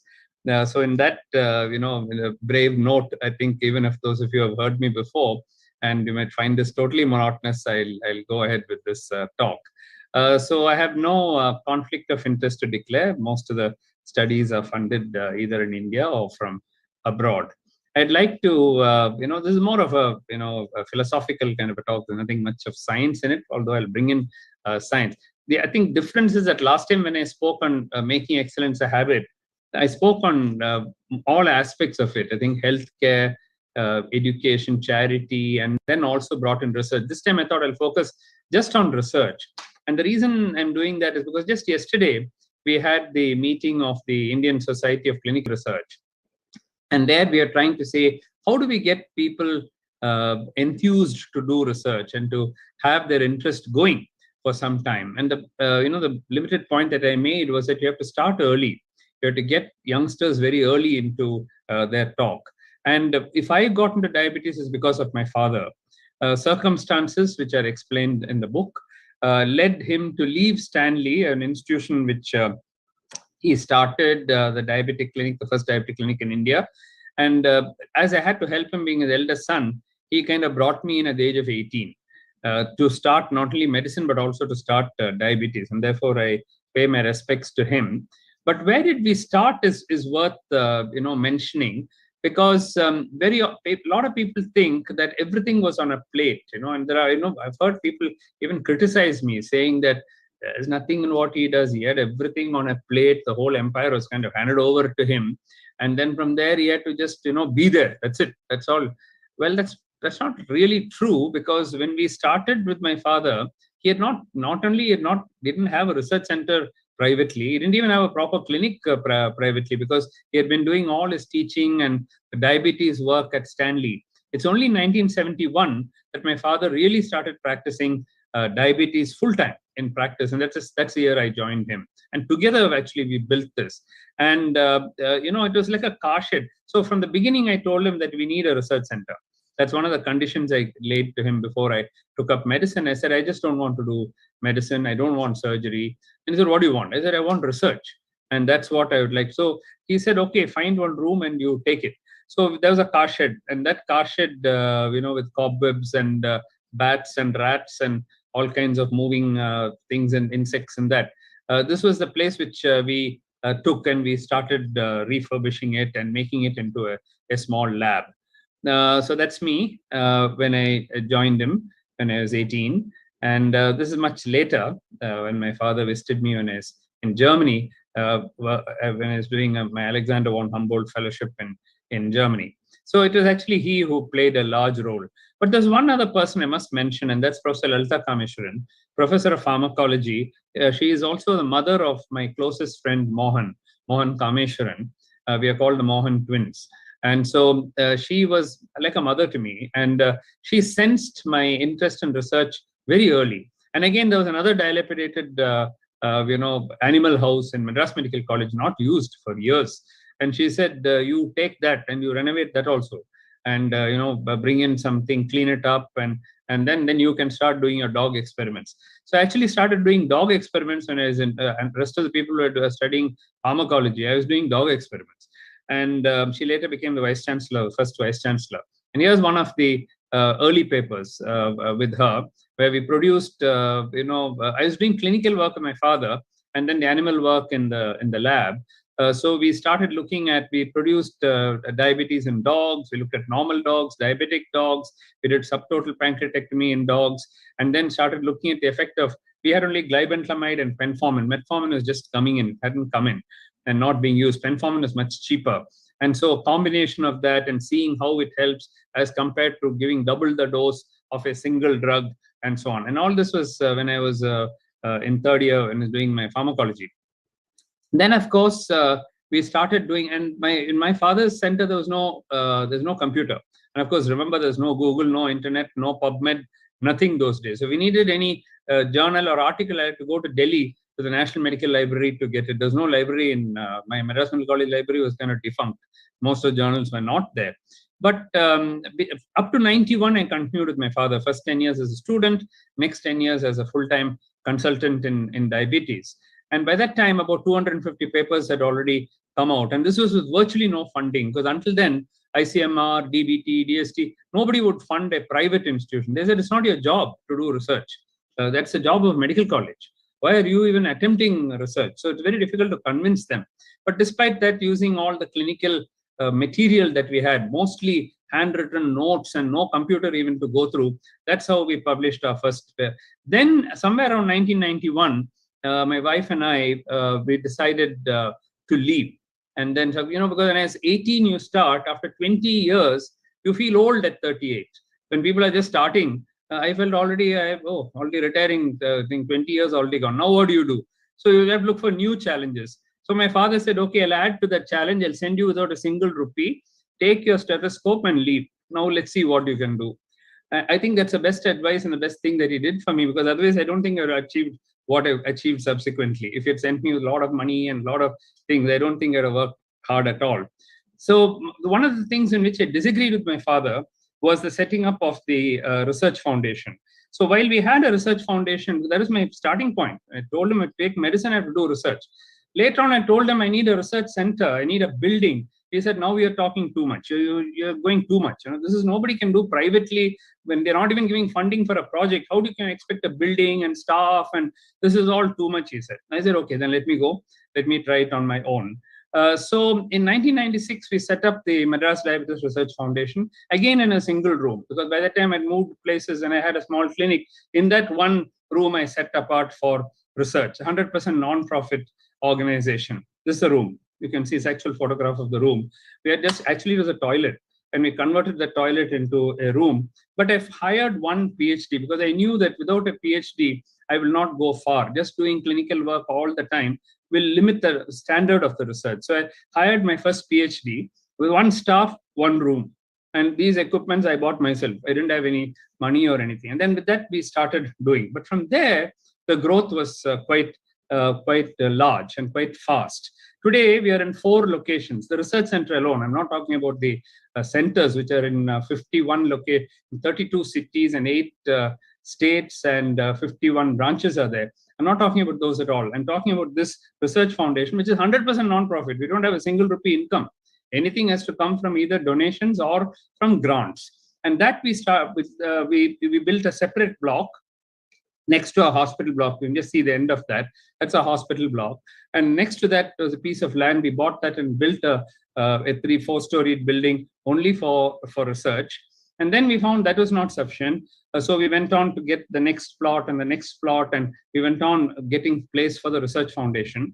Finally, the government gave us 6.5 acres of land in Siruseri, in the outskirts of Chennai, where we built this 34,000 square feet facility, which is Asia's largest research foundation. Now, this entire thing is non-profit. Not a single patient comes in, not a single rupee is earned through this. But the collaboration started coming. So various universities started coming, national universities, international universities. I'll show you some of the list. Then ICMR finally woke up and said, yeah, now we have to support you. Then ICMR supported us, DST supported us, DBT supported us, Wellcome Trust supported us, NIH supported us, and the list kept growing. By the time they said, why aren't you producing PhDs? I said, definitely want to produce PhDs. So then Madras University gave us recognition for PhD. MGR Medical University gave us. Then right now we have Deakin University and University of Warwick. Now, what does it mean? They don't go from here to Warwick or to Deakin to get the degree. They work at MDRF in Chennai, and then they can get the PhD from the University of Warwick in Melbourne, University of the Deakin University in Melbourne and Warwick in UK. They don't even have to go to Australia at all. They can still get it. The first and the only time to an institution that they have done it. They found the work to be good. Now, how did we start? My initial love and passion was fibrocalcific pancreatic diabetes, and that time called tropical pancreatic diabetes. So we started doing experimental work, clinical work, long-term follow-up work, survival analysis, all kinds of things. We started immunohistochemistry studies, pathology studies, surgery, all kinds of things. For 18 years, actually, I worked on this. But after about 100 papers and about 40, 50 chapters in textbook, I said, nobody's interested in this. In fact, I'll go and talk in a national conference and they'll say only he finds these diseases. Nobody else has it. They didn't even believe me that there is something called FCPD. So then that time I said, okay, enough. I'll die, doing only research on FCPD. And at the end of it, people will not even know what the disease is. So better I switch. So somewhere around 1996, I decided to switch and said, now let me get into mainstream type 2 diabetes and epidemiology, which is what people want. So these are clinical studies. Then the epidemiological studies started. We started with a very small study called CUPS. I just took one low-income group and a middle-income group and started comparing those two. And for me, that was big because leaving the clinic and going into a community to do research, I think the first time, at least in the South and in Chennai, no clinician had attempted that. But that taught me the power of collaboration. And that taught me that without empowering the community and getting their help, you can never make it. For example, these are two. One is a middle income group and the other is a small slum in T Nagar. They're only 5 miles apart, but this gave us a ton of information. Almost 21 papers came out of that. Look at the sample size, it's only 1,300. And then we realized, about 3 years we worked on that. Then we realized that we're getting into epidemiology, we can't do this. We need to do, people said, it's not a representative study of Chennai. You have to do the whole of Chennai. Why are you selecting 2 places? It's convenient sampling. All kinds of criticism came in that. Then we said, okay, then we have to do a much bigger study. And that's how, and this is the first paper which came comparing the two, the low and the middle income group. So we said, okay, now we have to do the whole of Chennai now. And I was very happy that now we've studied the whole of Chennai. And Dr. Sanjay Kalra was saying 350,000 people. Chennai at that time was about 4.5 million people. So we said, okay, 4.5 million if you study, that's the size of Singapore. That's 3 times the size of Mauritius. That's the size of Sweden and Denmark and all. So we said, okay, this is big enough for us. Then the Tamil Nadu government and several NGOs helped us. That is how we started what's called as the CURE study. the Chennai Urban Rural Epidemiology Study. This is a map of Chennai, and you can see that all the colored areas are represented, totally representative sample. We had 26,000 people out of this 4.3 million inner Chennai limits.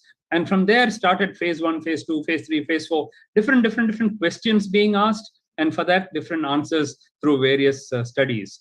160 publications have come from there, still coming.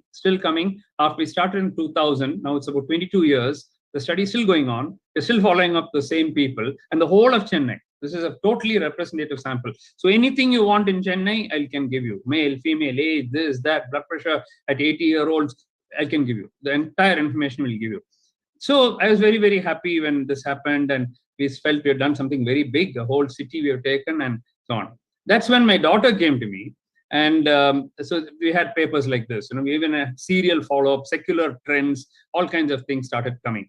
And we also got data on the complications. So the first time we got data on coronary artery disease, because the whole population was there, 26,000 people. So it was powered enough to get all the complications of diabetes. So we had the retinopathy data, nephropathy data, neuropathy data. And by that time, we also had a rural cohort. So in the rural cohort, we had another 26,000. So based on that, we got all the rural data. And I think till today, if I'm not mistaken, this is the only data on complications of diabetes in the field setting. They have not come to the hospital at all. We have taken the equipments to the field and collected all the data. And we published series of papers in various journals about the complications of this. And this data has been quoted quite a bit. Now, then, something happened. My daughter by the time was in medical college. And just like I was always pushing my father to push the boundaries, here was, she is at the age of 18, 19, she joins me.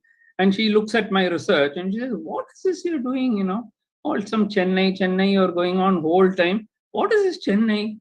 You're talking about India and you're talking about Chennai. Is Chennai India? She asked me one day. I said, Chennai is also India. She said, no, Chennai is not India. Then I asked, what is India? India is India. I said, what are you saying? I'm tired. That's all I can do. I've done whole city and 160 papers. That's all rubbish. This is not good, He said, what do you want to do? I want to do the whole of India. Whole of India. This is too much. She's in MBBS, The whole of India. Wow, you're, 19-year-old girl. What whole of India? What are you talking? Then I said, you finish your MBBS first. I'm not sending you whole India, not till you finish all. She finished. Then she came back. Now I finished. I want to do whole of India. I said, you can't, do your MD now. Finish your MD. Do research, but don't do India and don't go to Nagaland and Arunachal Pradesh and all now. You're not old enough to do it, first of all. Then she finished her MD. The day she finished MD, she came back. She said, I want to do the India study. She wouldn't leave it. For 6 years, she harassed me. Then I went to Professor Ganguly, Director General of ISM, and said, sir, I've got this crazy daughter, and she's saying she wants to do whole of India. Why are you saying it's crazy? Great idea. Call her. Ask her to come and present to ICMR. ICMR will fund it. So I just took her to Delhi, and they said, fund it. ICMR loved the idea, and they said they'll fund it. So that's how the ICMR India diabetes study was started. And true enough, she completed the whole country. She's finished everything. Only Jammu and Kashmir is left, and Andaman, Nicobar Islands, and 1 or 2 small islands are left, which is doing a next phase. We couldn't go to Jammu and Kashmir because of the political situation. Otherwise, the whole of India is over. 27 states, national capital region of Delhi, 2 union territories. The sample size is 113,000 people, 1.13 lakh people. Representative of India's 1.3 billion people. So such a study, I don't think in diabetes has ever been done. No country has studied its whole country. US has not done it. China has not done it. Australia has not. Nobody has done it. They'll select some pockets here, and that was my idea. One in the north, one in the south, one in the west. Then ICMR said, no, it's a political thing. You can't leave Bihar out. You can't leave Haryana out. You can't leave Bengal out. So you have to do the whole country. Take it or leave it. So we had to do that. Now that has also been, the publication is just starting actually, but they are in very high impact. Already 2 in Lancet. And so these publications are just rolling out. Now only we are writing up, we want to finish the whole country, but I'm sure hundreds of publications are going to come out of this. For example, this one, which she is the first author, in Lancet Diabetes, when we finished the 15 states of India. Now we finished the 30 states of India, and Lancet has accepted the next one. I think it should be out in the next 4 to 6 weeks, the full India study. That's also in Lancet. And then, came the thing, why only India? We are the whole world, and why are you only doing India? So right from one slum in Chennai, it became whole Chennai, now whole India. And now why only India, luckily, I think I still say why only world, why not go to moon or Mars or something. And I must be ready for my grandson come, probably he'll say, I want to study in Mars, all the diabetes in Mars. Before that, I think I should go.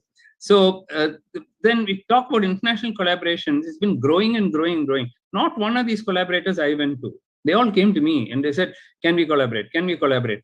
And so I'm not naming the whole list, but it's across the world, from Australia to UK to Canada to US to many, many big universities in US, including Emory, a very big collaborator, McMaster in Canada, which I'll just show you briefly, Harvard Medical School and Harvard School of Nutrition Public Health in Boston. And let me just show you one with McMaster University. So this man is another crazy friend of mine. So he started a study called PURE, Prospective Urban. It's the same time I started PURE, same year, 2000 we started. And he started in St. John's, then added us in Chennai, then added Chandigarh, then added Jaipur, and then added Trivandrum. So we are only 5 places, about 20,000, I think, sample size. Then he started saying, why only India? Let's add China, let's add Zimbabwe, let's add Bangladesh, let's add Canada, let's add this, let's add that. So now that study, the PURE study, has now finished 15 years of follow-up. It has finished now, 250,000 participants, 25 countries, and 5 continents are included. Now, there's nothing left now. Everything is included. And what are we studying? Everything. Diabetes to hypertension to cancer to climate change to, I'm not involved in all of them, although technically I am in the steering committee, but the studies on diabetes and heart disease and all that I am involved in. For example, and these are papers that go straight into New England Journal and Lancet, because there's nothing like that. Cardiovascular disease risk and events in 17 middle and low income and high income countries. Straight away we'll send it to them. Next week, any GM will say, yeah, great paper, accept it. Which issue do you want it to come? And it will come.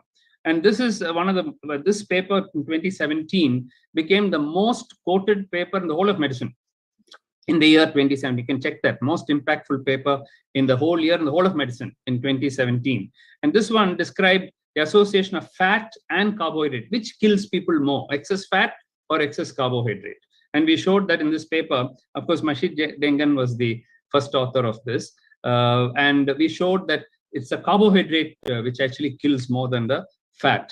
And then, of course, my own interests were there, white rice intake and incident diabetes. So my PhD student, Bhavdarani, worked on this. And we looked at 123,000 people, 21 countries, long-term follow-up for 15 years, incident diabetes. And we showed that in South Asia, where so much of rice is taken, it is one of the strong risk factors for type 1 diabetes. Earlier last year, I think January of 2021, we published this paper in New England Journal where we showed that the glycemic index and glycemic load is not associated just with diabetes, but is associated with cardiovascular disease and mortality. That means the more sugar, the more glycemic index and load you have, is related to mortality. It's the first paper in the world I know of which is showing a link with mortality. And again, in the same large numbers. And one more collaboration I just want to tell you is that with Dr. Venkat Narayan. Actually, when I first met him in Emory University, he just said, I'm from South, I studied in St. John's, and that's it. Then he came to visit me and he said, how do we collaborate? I said, how do you collaborate? We'll collaborate without anything. We are not going to get funding. Let us just collaborate with whatever we have. That's how I started. Kashid always is what I started. So he said, okay, let's start. But from there, after doing some preliminary work, funding will start coming in. So we set up the Center of Excellence for CARS. CARS stands for Center for Cardiometabolic Risk Reduction in South Asia, or the CARS study. Then we brought in Dr. Nikhil Tandon, then we brought in Srinath Reddy, we brought in D. Prabhakaran, then we extended it there to CDC, and of course, all my colleagues play a big role. So this collaboration has now become huge, just like PURE. And I'm just waiting to tell you, when it's finally announced, but I think this week we should hear that one of the largest grants of the US, called as a PO1 grant, we applied for that, and it's for the next 5 to 10 years of support to support this group. And fingers crossed, we have got the initial communication, but the money has not come in the hand and the letter has not come. This will be one of the largest grants ever given by the US to India. And that will probably keep the collaboration going for another 10 years. But I just want to spend the last few minutes of my talk talking. I cannot talk about all the departments. I just want to talk about one about which I'm very passionate. And that's our genomics and molecular biology department. And this was one of my interests. When I left my father, I told him you have to set a genetics lab and so on. And he said, no, this is all too much. You're going beyond a clinician's thing and all that. So we hired Dr. Radha Venkateshan, who's been with me for the last 20 years now. And she and her team, this is her genomics team, they themselves have produced only in the genomics department, only in genomics of diabetes, 130 publications. And 13 PhD students have already completed. Another 4 or 5 are now doing. So she'll have about 17 PhD students only on genomics of diabetes. You can imagine what all we're working on, including genetics of type 2 diabetes, type 1 diabetes, fibrocalcific pancreatitis. But I'm going to talk only about monogenic diabetes, but this is my current interest. And some of you might have seen on 4th of March, we had a 5-hour meeting on monogenic diabetes funded by ICMR or under the auspices of ICMR, where Dr. Lou Phillipson from Chicago also participated. Now, MODY, or maturity onset diabetes of the young, has been of great interest to me right from the time MODY was described by Tattersall and Fayance. Today, as you know, MODY is of 14 types, although MODY 7, MODY 9, and MODY 11 have been dropped now. They are no longer MODYs. But the rest of the MODYs are there, and each one has its own clinical features. And the advantage is, most of these children are diagnosed to have type 1 diabetes.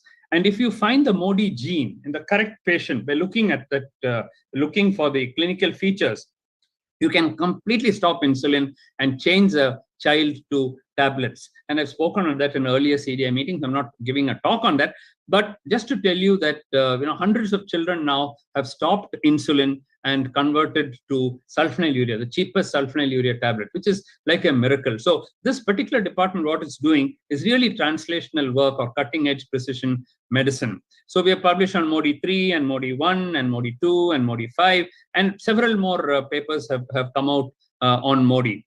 But I want to talk just a little bit about this and then finish about neonatal diabetes. And this is something which I would request every one of you, if you're listening in and if you have heard of a child diagnosed before the first birthday, please get in touch with me. I'll get the genetic testing done completely free of cost. You don't have to pay even 1 rupee. And we will tell you whether the child has one of the actionable genes, that is either a KCNJ11 or an ABCC8 mutation. And if the child has one of those mutations, you can stop insulin and change the child to sulfonylurea, as shown here in this paper. About 9 years ago, we published this. Now the numbers are much, much bigger.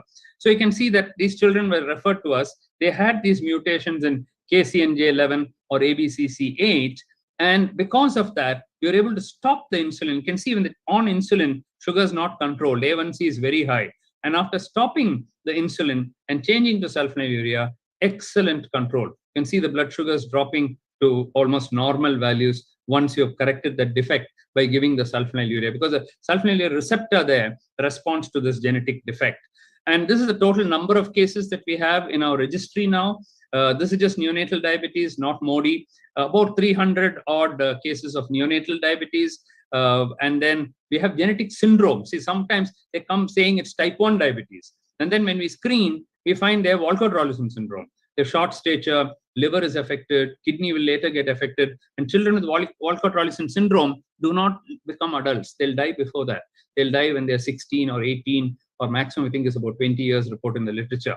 So if you know that, you know the prognosis. And similarly, whether it's DID-MOD or, see this one, TRMA, thiamine responsive megaloblastic anemia. Child will have severe anemia and severe diabetes. You just give thiamine to the child, vitamin, and both diabetes goes away and the anemia also goes away. So actually, it's kind of a miracle that we are doing. And therefore, the remaining part of my life, I want to spend on this and try to find out, because there are, our estimate is that there must be all monogenic put together, there must be about 3.2 lakh people in children in India. And we have only a few thousand diagnosed. So where are all the children going? They're probably dying because they're not, nobody at age of 2 days of life or 1 month of life thinks of diabetes. They'll go there, they'll think it's meningitis or COVID or something, and then the child dies. So we have to pick that up. Okay. And congenital hypoglycemia, the opposite condition, where you get hypoglycemia, which can be treated with diazoxide, octreotide, if you find the right gene. So in November of last year, on World Diabetes Day, our health minister inaugurated a center for monogenic diabetes. I think it's the first one in Asia to be set up. And we already started getting samples from all over the country. for monogenic diabetes testing. So if you're interested in this, please let us know. We also have a register called as monogenicdiabetes.in, and it will tell you how to get the consent form, how to send the blood samples, and so on. And don't worry about money. If somebody cannot pay, it's completely free of cost. I pay for it. I look at the thing from my own personal donations, plus the families, plus ICMR's donations. So this is my humble journey in diabetes, starting from a dilapidated garage in 1972, and we had to get rid of the bats and the rats and start our work till where we have reached today. But all this would not have been possible but for my wife. In 1991, when I left my father, I was in a big dilemma because I had no money, I had nothing. And she said, we have the brains and we have our hands and we have our knowledge and we have God's support. What more do we need? We don't need anything else. And she was right. And I think it's her passion, her support, which has brought me to where I am. But there's also two other people, my daughter and son-in-law, who have been my third generation, and they have been pillars of strength. Of course, each one of this is like my child, and they're all people who have been stuck with me for 20, 25 years. Many of them work for 25, 30 years with me. And each one has taken a department, built it, and taken it to its rightful conclusion. I'd like to end with this quote from Jagdish Chandra Bose, who said, when one dedicates himself, that can be herself also, wholly for a great object or cause, the closed doors shall open, and the seemingly impossible will become possible for him. It is not just my father. I went to many people, many visionaries in medicine when I started my journey, my second half of my journey, and even the first half of the journey with my father. And they all said, you won't do it. They all told me, no, it's impossible. You're just dreaming and you're just being over ambitious, and this is going to get into trouble. You will be, you'll dig your own grave and you'll get a heart attack and die, and all kinds of things they told me. And first of all, they told me it's not financially viable and it's all closed. I think 40, 50 years later, I've not seen that happen. And I hope that doesn't happen, because this is the land of India. And we in India can always pull off miracles thanks to innovation and our own jugaad. So I'll end by saying Jai Hind to all of you. Thank you.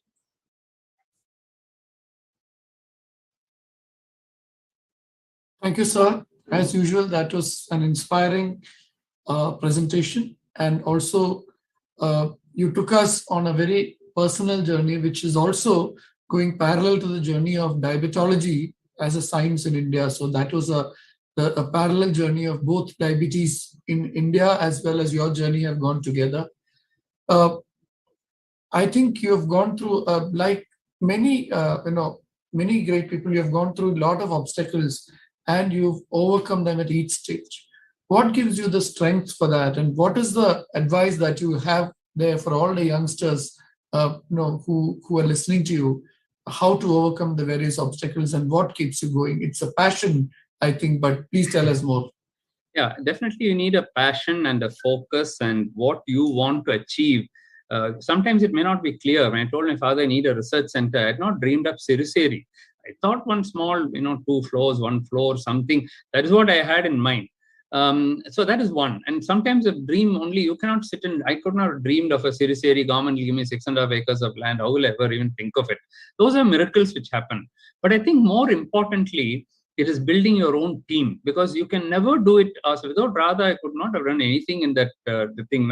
Without the epidemiologists in my team, Deepa and Shanti and all of them, Pradeepa and so on, I could not have done anything in epidemiology. Without collaboration, without Salim Yusuf, telling us and thinking big, I could not have got into pure with him. So I think we need to collaborate. We have to trust people. I know many people in India whom I have approached for collaboration. Neither they have collaborated with me, nor they collaborated with anyone. And I remember somebody from Kerala, I don't want to mention who it is, he told me, Mohan, they will cheat you, Mohan. They will cheat you. Don't give your data. Don't join them. They will cheat you, he said. I said, sir, where will they cheat and run away, sir? Because once they cheat, their name will be in mud. If you just write one letter to editor somewhere, they are finished. No, I don't believe. You're being too generous. They will cheat you. They will cheat you, he went on. I don't think they'll get cheated. Of course, I've got cheated in all my life. Out of 900, maybe 5% of the time I've got cheated. 90 of that, I didn't mind that. Even recently, I got cheated. But it doesn't matter. I'll just say I don't need it. If that guy doesn't think he should put my name in a paper or something, that's fine. You just forget it. I've got enough things to do. I think you must have a large heart and you must trust people. Trust your own colleagues and trust your collaborators. Because it's all about, I have written in my book, saying that either you can have a big cake and have one piece of it, or you can have a small cake for yourself. That small cake may not even be 1/4 of that piece that you have. So I'll give you one thing and I'll stop with that. When I started Pure, I already started Cures. So Salim Yusuf told me, see, we're doing Pure, Mohan. Where you come one city in Chennai and with the whole world, what are you comparing? Just give up Cures, he said. Just give up Cures and focus on Pure. I said, with due respect, Salim, I'll join you fully in Pure. I'll be there with everything, but I want my Cures. I want to continue with that. 160 papers describing the Indian pattern. I don't think Pure would have ever given that, because Pure has to focus on the whole world. So they cannot focus on India and give you, the complication, the retinopathy rates. And first of all, it's not a diabetes study. It's a completely different study. Pure is a diabetes study. So I'm glad I didn't give in to him. And I said, I'll keep my Cures and I'll continue that. But whatever you want in Pure, I'm there. Now, people say you could have done Cures. Why are you wanting Pure? Well, that's it, answering different questions at a different level. So I think if you wear different hats and then you decide to collaborate with people and get the best of the people to collaborate with. Harvard, our collaborators are Walt Willett and Frank Hugh, the world's second and third of, you take the world scientists, I think in the first 10 in the world as far as H-index is concerned. Salim Yusuf is there, Walt Willett is there, and Hugh are there, Frank Hugh are there. All the three are my collaborators, So I think if you combine with the best, it'll rub off on you. Something that of theirs will rub off on you. And of course, you also give something in return. Also, you can dream big. I don't think there's anything wrong in dreaming big. Don't become a dreamer and not do anything about it. But no harm in dreaming big. I think if you do that, I think then the sky is the limit, or even the sky is not the limit. Thank you, sir. And it was really inspirational listening to you, and big appreciation from all of us.